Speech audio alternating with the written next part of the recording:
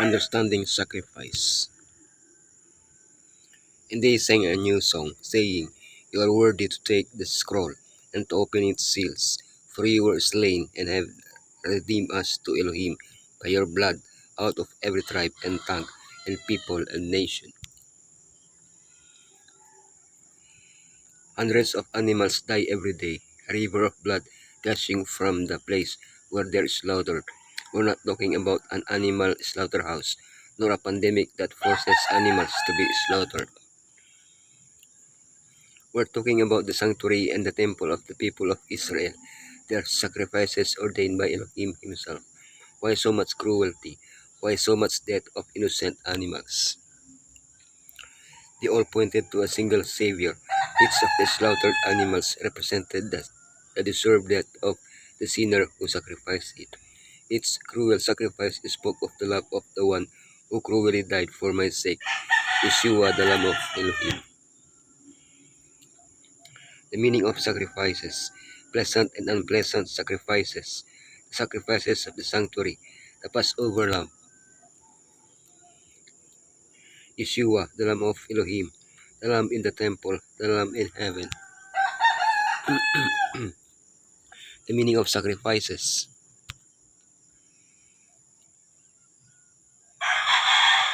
grateful and ungrateful sacrifices. The multitude of your sacrifices, what are they to me, says the Lord? I have more than enough of burnt offerings, of rams, and the fat of fattened animals. I have no pleasure in the blood of bulls and lambs and goats. Elohim instituted animal sacrifice as a form of worship. However, he went so far as to say that he was enough with such sacrifices, but soon after, he will say, "Their burnt offerings and sacrifices will be accepted on my altar." Were the sacrifices pleasing to Elohim, or did they displease him? We can answer this question with the example of Cain and Abel. Abel's sacrifice was pleasing to him, but Cain's was ungrateful. The problem wasn't just the type of sacrifice. The attitude with which it was offered determined the quality of the offering. Cain, like the Israelites of Isaiah's time, did not wish to harmonize his life with Elohim, nor did he see any salvific significance in his sacrifice. Abel, on the other hand, recognized himself as a sinner and acknowledged the lamb as his substitute. Sacrifices of the sanctuary. But those sacrifices are an annual reminder of sins. It is impossible for the blood of bulls and goats to take away sins. The punishment for sin is death. But is the death of an animal the punishment for my sin? No, the punishment for my sin is my death. So why sacrifice animals that cannot take away our sin? These animals were symbols, types of Yeshua's redemptive death, antitype, until Yeshua died cruelly and unjustly for the sins of the world. Every animal sacrifice symbolized that substitutionary death. Yeshua died in my place as punishment for my sin. Until the cross, these sacrifices were necessary as many prophecies. Sins were forgiven by faith in the Lamb of Elohim who was about to die. When the veil was rent after Yeshua's death, those sacrifices became meaningless. Now our sins are forgiven by faith in the Lamb of Elohim who died for them. The Passover Lamb. Get rid of the old yeast so that you may be a new unleavened batch as you really are. For Messiah, our Passover Lamb has been sacrificed. At the first Passover, the doors were painted with the sacrifice blood of the Lamb, and the angel of death passed by. The firstborn in that house were spared. That blood symbolized the blood of Yeshua. The Passover ritual celebrated each year was therefore a symbol of Yeshua's death. Passover.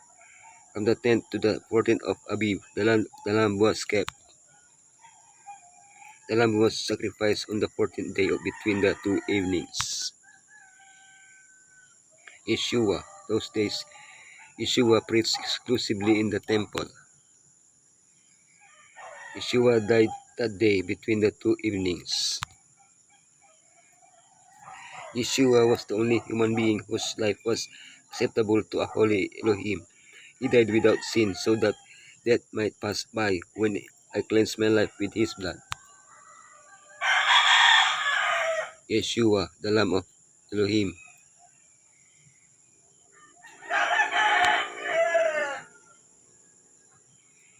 The Lamb in the temple. I will shake all nations, and what is desired by all nations will come, and I will fill this house with glory, says the Lord Almighty. During the dedication of the first temple, when the ark was brought into it, the glory of Elohim filled the temple. After the return from the Babylonian Exodus, the second temple was built, but there was no ark in it, and no glory filled the temple at its dedication. Many mourned this fact. But Elohim promised that his glory would fill that temple, and he would do so through one person, the desired one.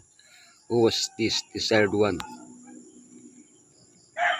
Yeshua was called Elohim with us, as he walked, taught, and healed in the temple. The glory of Elohim's very presence filled the temple. Every act performed in it depended on that glory. The Creator himself was willing to live among us and to die for us. The Lamb in heaven. In a loud voice they were saying, "Worthy is the Lamb who was slain, to receive power and wealth and wisdom and strength and honor and glory and praise." Three prophets, Ezekiel, Isaiah, and John, were able to contemplate Elohim's throne in vision. While Ezekiel was a mere observer, Isaiah and John interacted on the scene. They saw angels praising him, "Holy, holy, holy." Isaiah felt unworthy, and John wept because there was no one worthy. Isaiah's sin was taken away, and John beheld the Lamb slain for his sin. Our unworthiness enhances the dignity of the Lamb by being slain. Yeshua demonstrated two things: that Elohim loves us to the point of sacrificing himself for us. It should show us how sinful and fallen we are, that only through the cross could we be saved. Yeshua is our surety. Behold the Lamb of Elohim, which taketh away the sin of the world. Messiah, our Passover, has been sacrificed for us. Every drop of blood shed by the Jewish sacrifices pointed to the Lamb of Elohim. All the typical offerings were fulfilled in him. Type met antitype when he died on the cross. He came to make it possible, with the sacrifice of himself, to put away sin. He paid the ransom for our redemption. We are bought with a price, and Messiah calls upon us to let him take our sins and impute to us his righteousness.